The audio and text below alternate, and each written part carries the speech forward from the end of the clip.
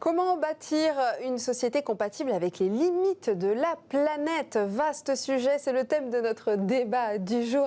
Pour en parler, deux invités. Jérôme Cohen, fondateur et président de Engage, Bonjour. Organisation qui fédère les acteurs du changement. On va voir ça, qui est déjà venu. On est ravis de vous avoir encore. Bonjour. Moi aussi, ravi. Et Jean Adjens, Oui. est-ce que je l'ai bien prononcé? C'est parfait. C'est parfait. Lauréat 2020 du prix du livre environnement de la Fondation Veolia. Comment l'écologie réinvente la politique pour une économie des satisfactions? Tout un programme.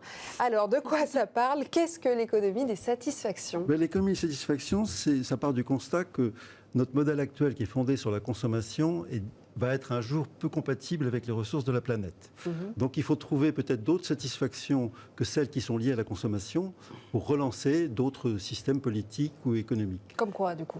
Par exemple, si vous prenez votre vie personnelle, vous pouvez vous apercevoir que vos satisfactions viennent à la fois, bien sûr, de ce que vous consommez, l'accès au plaisir, au confort, mais aussi de vos satisfactions professionnelles, aussi du capital matériel ou intellectuel que vous allez accumuler ou transmettre à différentes personnes, et puis aussi de votre intégration dans un système d'autorité, votre affirmation de votre liberté, et puis enfin un sentiment d'accord avec soi-même qui fait que votre statut de consommateur, de producteur, de détenteur d'un capital et de personne responsable, tout ça va se mettre en accord avec soi-même. Et ça, c'est ça le fondement d'un système de satisfaction. Donc aujourd'hui, il faut qu'on revienne à une approche politique qui prenne en compte toutes ces sources de satisfaction, puisqu'on sait que la seule consommation ne pourra pas répondre aux attentes des gens et qu'elle sera obligée à un moment donné de se transformer ou de se plafonner.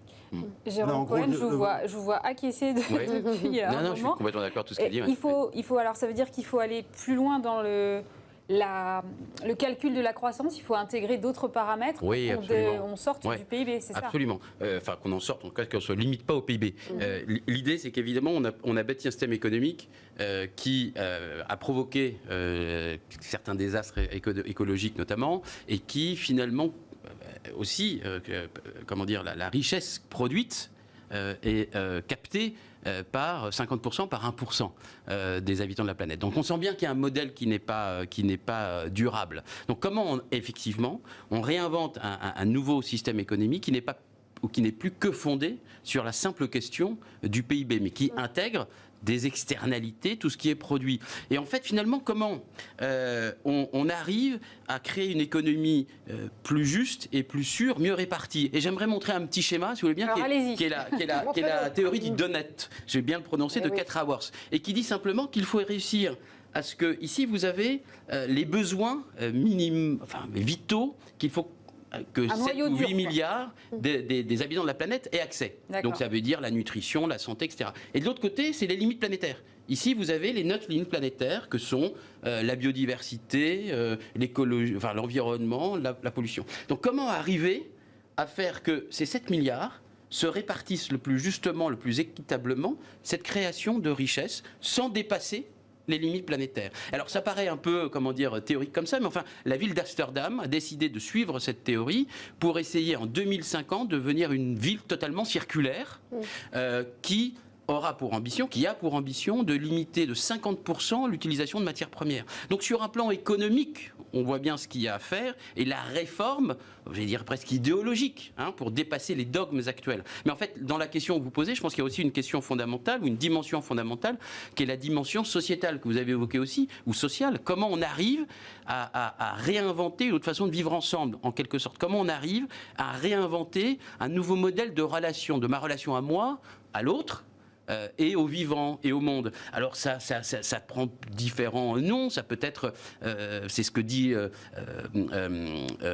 Philippe Lukács, mon ami, sur la question de la relation, de l'alliance avec l'autre. C'est ce que dit Helmut Rosa avec la question de la résonance. En fait, c'est comment on se met en résonance avec l'autre, comment on se met en résonance avec le vivant, et comment on passe finalement d'une société de l'amoncellement à une société de la qualité dans la consommation, comme vous l'avez dit, et dans la relation à l'autre. Et c'est tout ça qu'il faut faire évoluer. Et je pense qu'on n'a pas beaucoup de temps. Effectivement, Jérôme. Mais tout ça, c'est très théorique, on pourrait se dire, alors que vous avez, vous, par exemple, dans votre livre, des réponses très concrètes. Oui, effectivement, si on veut encourager, je crois qu'il faut travailler sur les 5 pôles que je vous ai dit. Donc, consommation, production, capital et système d'autorité.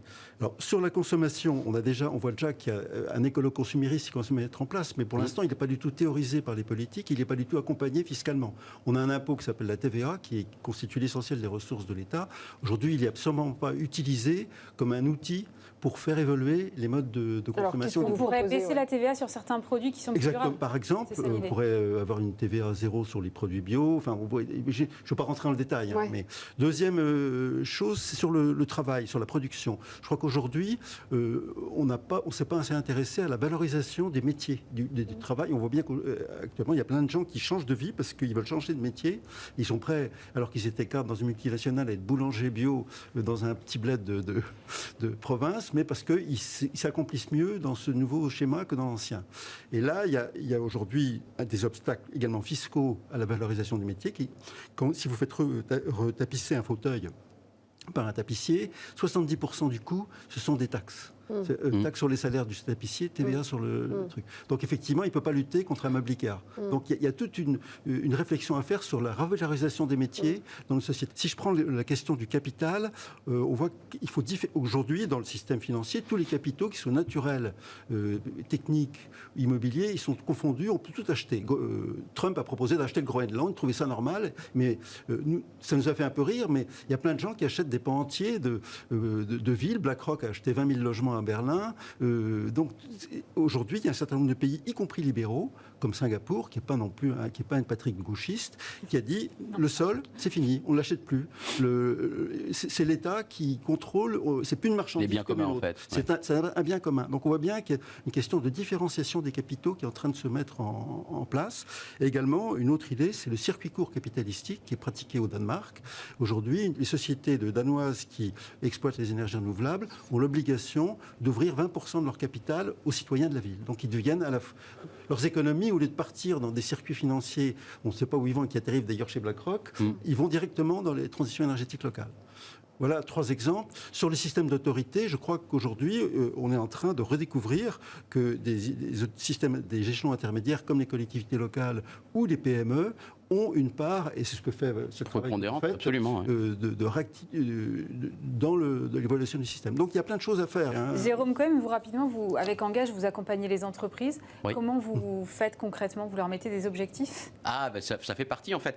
Ce qu'on fait avec les entreprises, c'est d'abord... En fait, c'est un chemin, c'est un parcours, en fait, qui commence par la prise de conscience. Je pense que tout ce changement nécessite une connaissance profonde de ces enjeux et non superficielle. Donc ça passe par une prise de conscience, ensuite par des formations, et ensuite par ce qu'on appelle des défis, c'est-à-dire qu'on propose un accompagnement qui dure 1 an, je ne vais pas rentrer dans le détail, mais qui va de la prise de conscience, de la connaissance, jusqu'à l'émergence de projets concrets à l'intérieur des entreprises qui sont au cœur de leur business model et qui permettent une transformation de cœur, transformation de ce qui est leur activité profonde.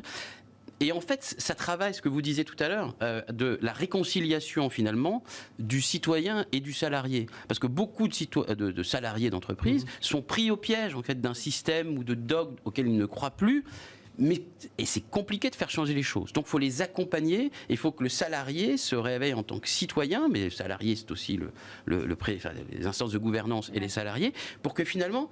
Comme l'économie, en fait, les entreprises aussi basculent, c'est une sorte de danse, vers un modèle qui soit définitivement plus durable. Mais en fait, fondamentalement, je crois que pour que ça fonctionne, il faut inventer un récit porteur. Il faut que tout ça, qu'on aille vers une sorte de frugalité joyeuse et partagée, parce que sinon, on va arriver vers une décroissance abrupte, brutale, non désirée, qui pourra amener que de la violence. Donc c'est aujourd'hui, finalement, qu'il faut amener subtilement une prise de conscience qui a, je pense, déjà eu lieu, mais une connaissance qui permette le passage à l'action. C'est ça qu'on essaie de faire, mais ce que vous faites aussi par votre livre. Et puis surtout faire travailler tout le monde ensemble. Arrêtons d'opposer les acteurs économiques, les politiques, les agents du territoire, les citoyens, etc. Non, c'est tous ensemble qu'on va trouver des relations intelligentes parce qu'elles sont fines et elles sont très territorialisées aussi. Super, merci beaucoup. C'est déjà la fin de notre débat. C'est passé trop vite, vous reviendrez. Je voulais dire que l'idée de récit est intéressante parce que, effectivement, aujourd'hui, ce qui se fait sur la consommation, sur la production, sur le capital, sur le système d'autorité, tout ça, c'est complètement déconnecté. Il y a des discours, mais qui ne sont pas reliés. Comment on invente ce récit qui donne envie. Merci beaucoup. Smart Ideas.